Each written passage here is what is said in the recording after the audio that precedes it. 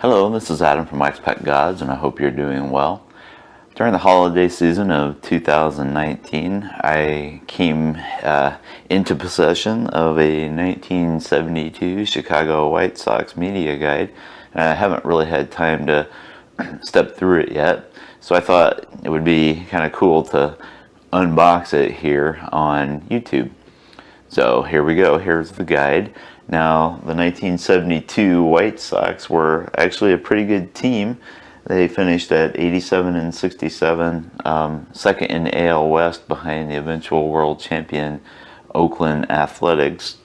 They were led by Wilbur Wood on the mound, who finished at 24 and 17 with a 2.51 ERA, which gave him like more than 10 wins above replacement if you're a sabermetrics type of a fan. And then at bat, Dick Allen won the American League MVP award by hitting .308 with 37 home runs and 113 runs batted in.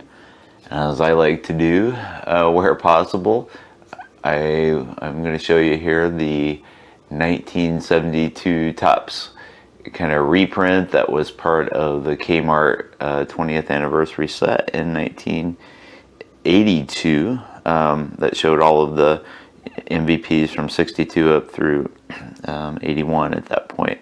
So here's Dick Allen, Rich Allen on the Topps card for the White Sox there on his 1972 Topps card. So this was kind of the actual 72 Topps card was out and in collectors' hands at the same time that you could go to Comiskey Park and pick up this media guide if you were at a White Sox game. You could buy it for 50 cents. News media guide. You see some of the players here on front. Manager was Chuck Tanner, who went on to win the 1979 World Series with the Pittsburgh Pirates, the We Are Family Pirates. So again, as I said, I haven't really gone through this guide, so it's going to be interesting to look at. So Meet the Sox, father and son baseball dinners. That's kind of cool. So it looks like there's, I think that's Jay Johnstone maybe, and Tanner. Not sure who the other guys are. Don't know all of these guys by face always. So here's some information about the White Sox, which was a division of Artnell Company apparently. Interesting. So here are the big dudes. Okay.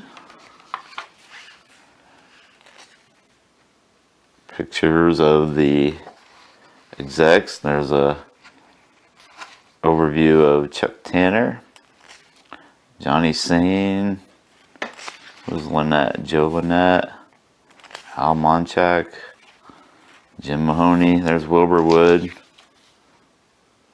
who had won 22 games the year before in 71. There's Dick Allen, who had come from the Dodgers in 71.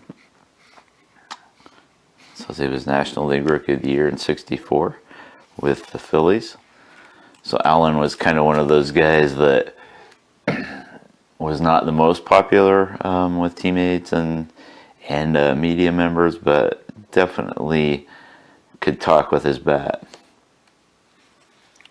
Nice color pictures of the teams. Stan Bonson. See some names that you probably recognize from your baseball cards.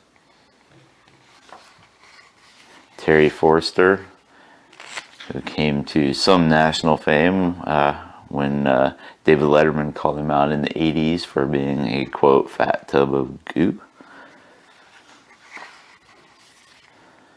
There's Johnstone, who was on that famous 1984 Fleer card with the Budweiser hat. Pat Kelly, Carlos May had some big seasons. Bill Melton had some heavy power hitting seasons. Let's see, 33 home runs 2 years in a row running, or 2 years running there.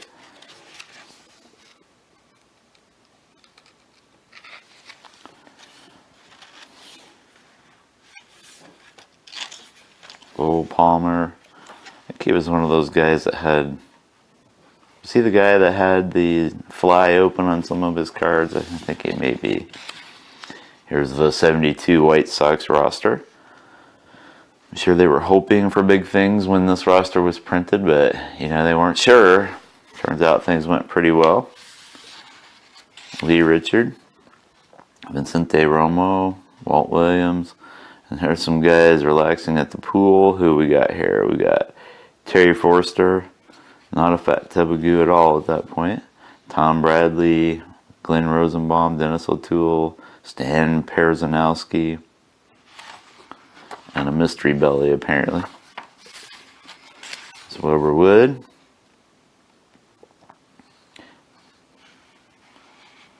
Let's see, some spring training invitees. There's a young Rich Gossage. Goose. Some more. Let's see, Ronald Lolich. I wonder if he was related to Mickey. Harold McLean. Don't know. Jorge Orta. Had some success with the Royals in the 70s and 80s. Pete Barney. I don't believe that's James P. Worrell. Hey, Vern. So here is the 71 White Sox schedule and the results. It's kind of neat. You kind of get this information now on like Baseball Reference or something. It's pretty cool to have that here, and you can see their attendance figures, and oh, they have a running total of the home attendance. So they ended up with 833,071. 71 stats. Nice. Broken down against teams, etc. Lots of home run information. There's the 71 batting leader for the White Sox, Carlos May. Let's see. We see in the list here, he hit 294. So it's pretty modest average for a batting leader. Still, though, they did okay. They finished middle of the pack at 250 for the team, and they had 138 home runs. There's the pitching leaders. So Wilbur Wood was the leader in 71 and in 72. There's breakdown of pitching versus opposing clubs. Pretty deep into the stats if you were a stats geek in the 70s. So then they list the club season records, most home runs, for example. They tied in 71 the most homers they'd ever hit with 138. And then the standings through the years, and you can see they finished third in 1971 and hadn't finished first since 1959. There's home attendance. They actually, okay. Oh, there they go. So they had fallen off by the late 60s, way off in the early 70s, so under 500,000 in 70, and then jumped back up to 834 almost thousand as they started to win a bit in 71. White Sox individual records at the time. So let's see. Let's look at some of the big ones. Home runs, 33 by Bill Melton in 70 and 71. So what we saw was the record. RBIs, 138. Luke Appling hit 388. Wilbur Wood pitched in 88 games in 1968 before he began starting. Of course, they had Big Ed Walsh in the early 1900s, and he kind of obliterated the counting records for starters. So he had 464 innings and 40 wins in 1908 with 12 shutouts. And then there's a bunch of no-hit games, with the most recent at this point being by Joe Horland versus Detroit in 1967.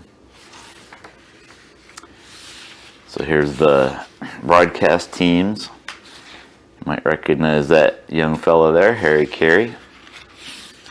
Also was broadcaster for the Cardinals and the Cubs. Later on, I found him with the Cubs in the mid '80s. And here's a list of the farm clubs for the White Sox. So in '72, they had AAA Tucson, AA Knoxville, Single A Appleton, and Rookie League Sarasota. They had an open manager position at Appleton, and then Larry Sherry is fairly well known. Here's the scouting staff.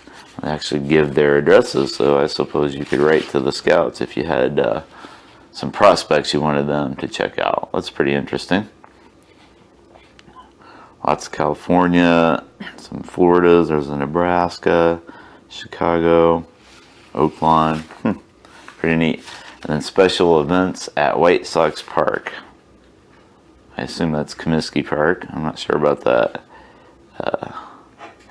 So there's Bat Day, Decal Days, Cushion Night, Photo Mug Night, Camera Night, Ladies Night, Helmet Day, Poster Day, Banner Day, and Father and Son Game. And then there's All Roads Lead to White Sox Park, Chicago's downtown ballpark. Supervised White Sox parking for $1.50. And there's how to buy tickets. And then there's a boys camp and 72 schedule. There's a few pictures on the back. Olympic Savings and Loan Association. So they have baseball clinics that they're presenting, and you can see some kids at the clinics being taught how to throw at cars, apparently.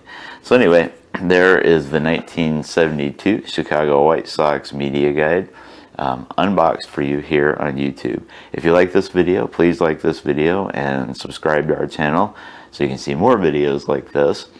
You can find us online at waxpackgods.com and on Twitter at waxpackgods. Thank you very much.